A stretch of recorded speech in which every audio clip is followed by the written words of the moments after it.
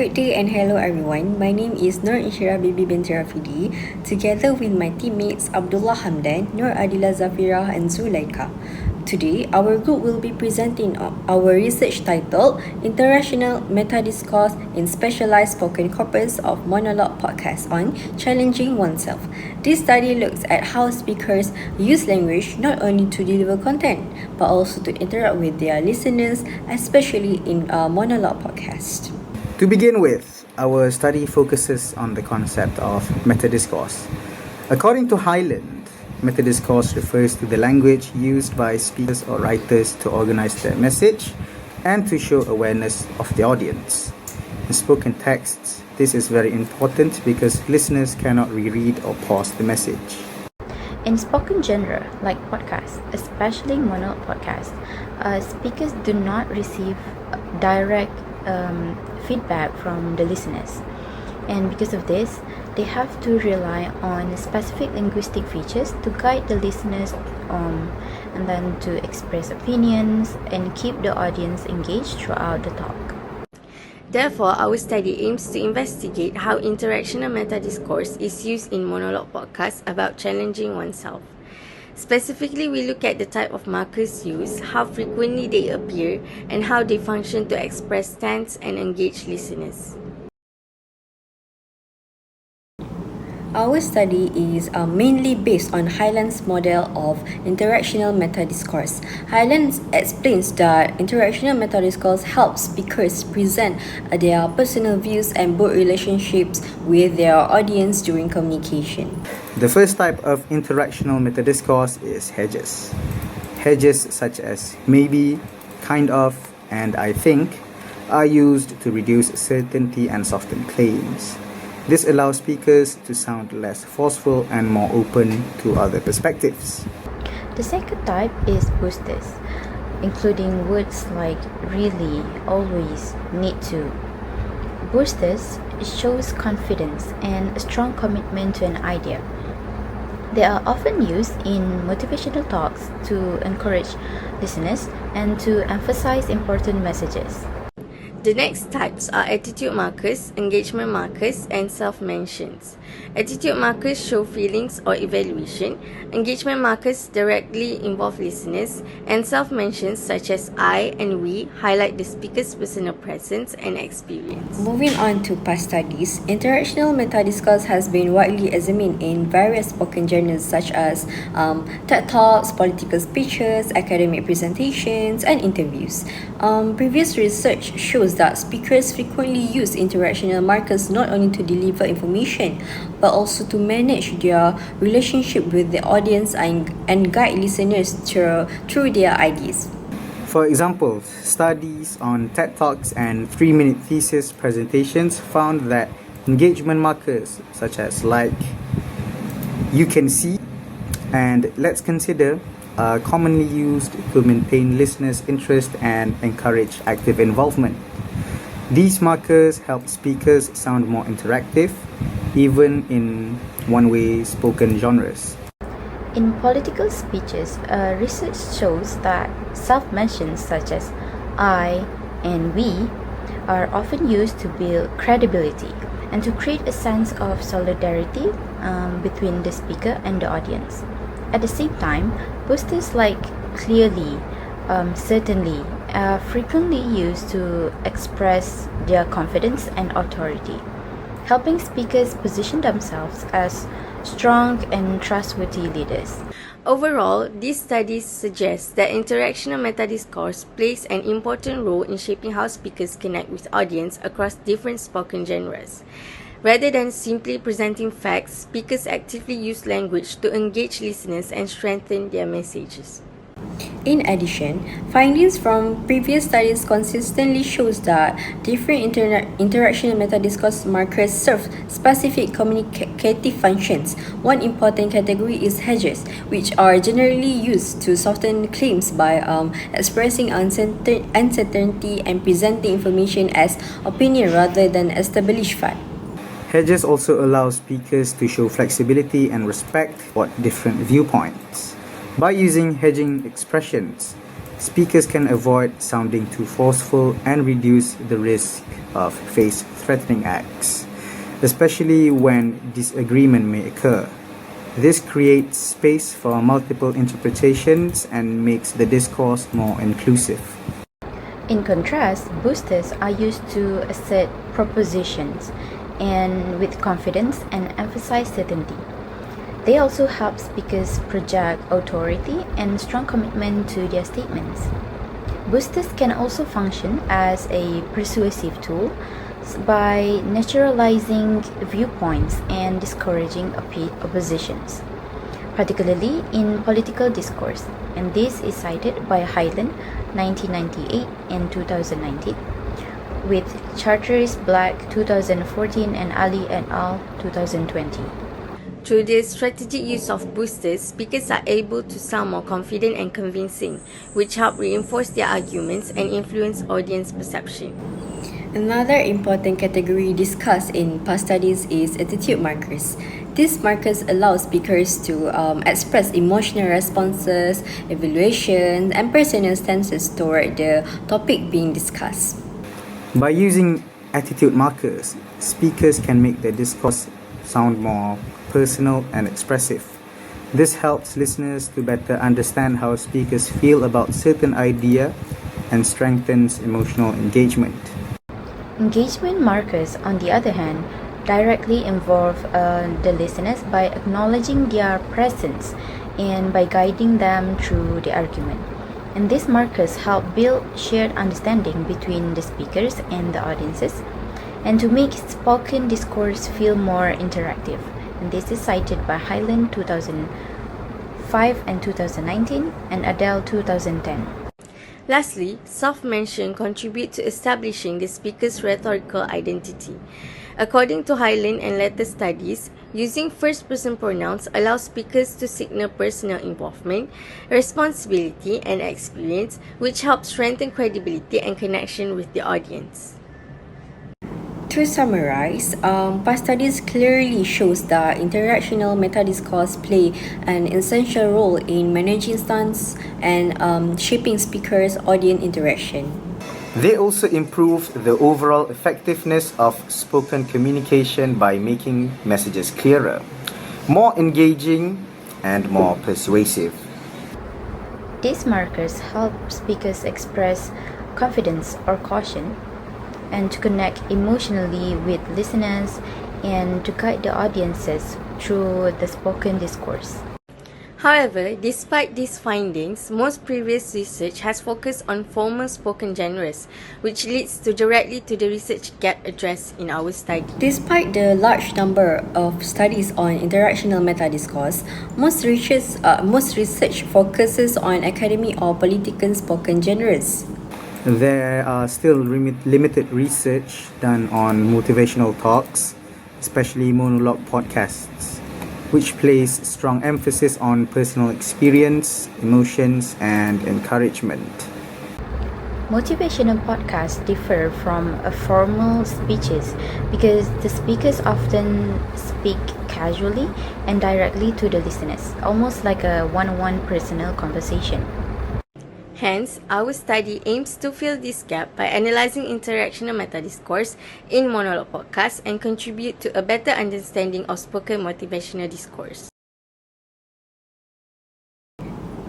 This study uses a mixed method research approach which combines both quantitative and qualitative analysis. Quantitative analysis was used to identify and to calculate the frequency of interactional metadiscourse markers in the corpus. Qualitative analysis was then carried out to examine how these markers function in context and what roles that they play in speaker-listener conversations. By combining these two methods, we were able to gain a more complete understanding of how interactional metadiscourse is used in spoken motivational podcasts.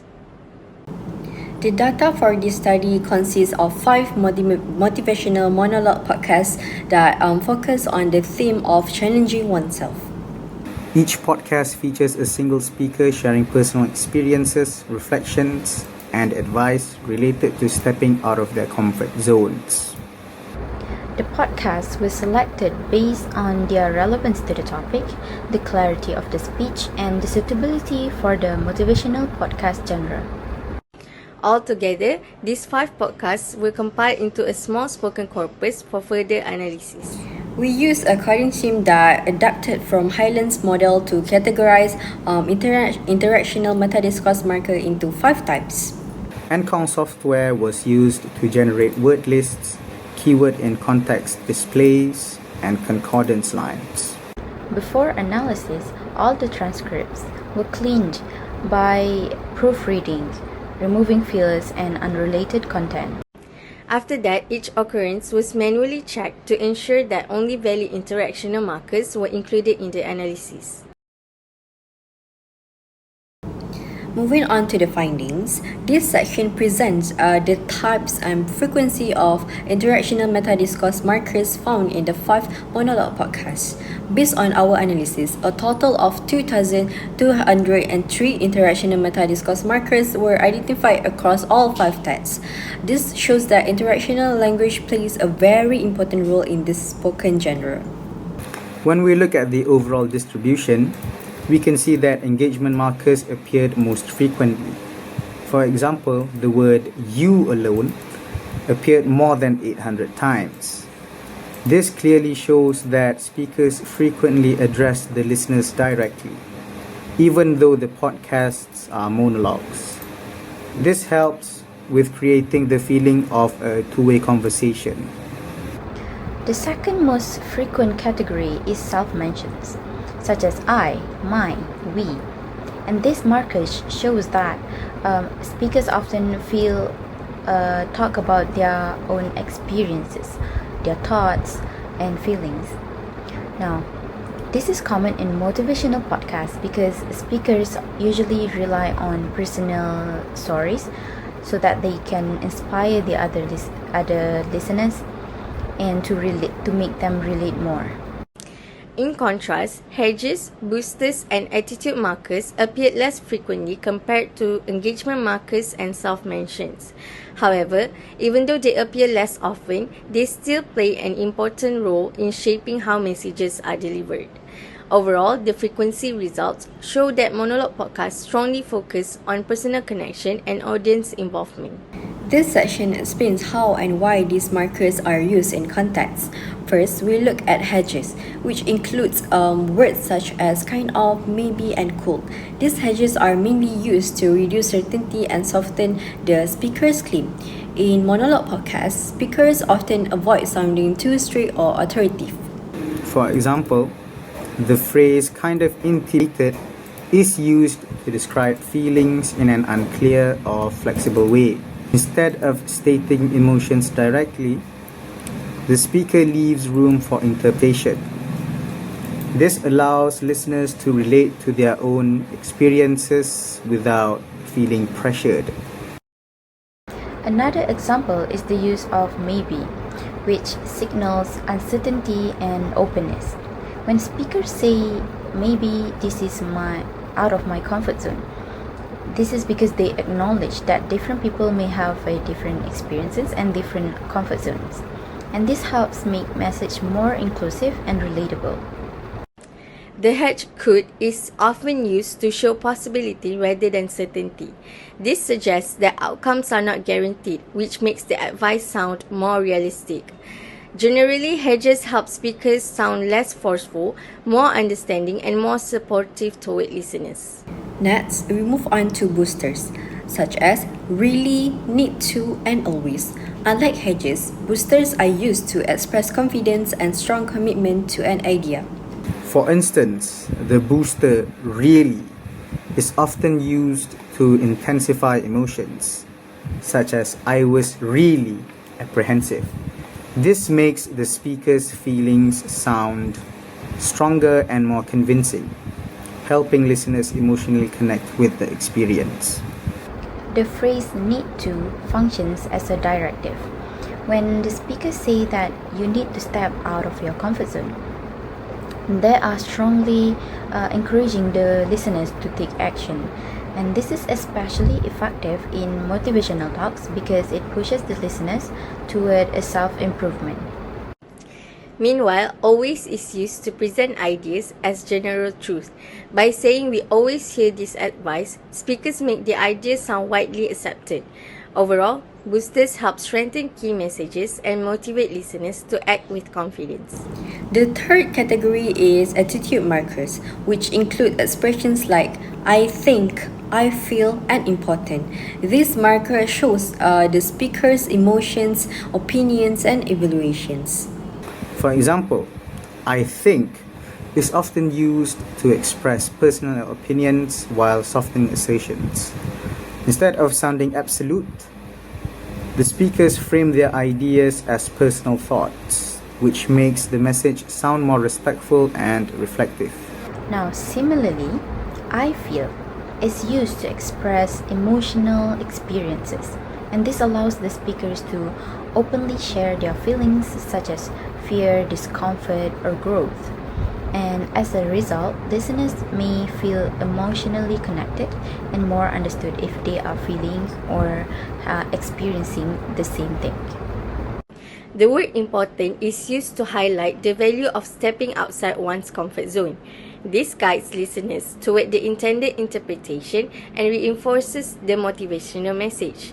Overall, attitude markers help humanize speakers and make their talks more emotionally engaged. Engagement markers are the most dominant category in our findings. Examples include you, if you, as we know, and look at. These markers directly involve listeners in the discourse. The phrase if you is often used to invite listeners to imagine a situation or reflect on their own experiences.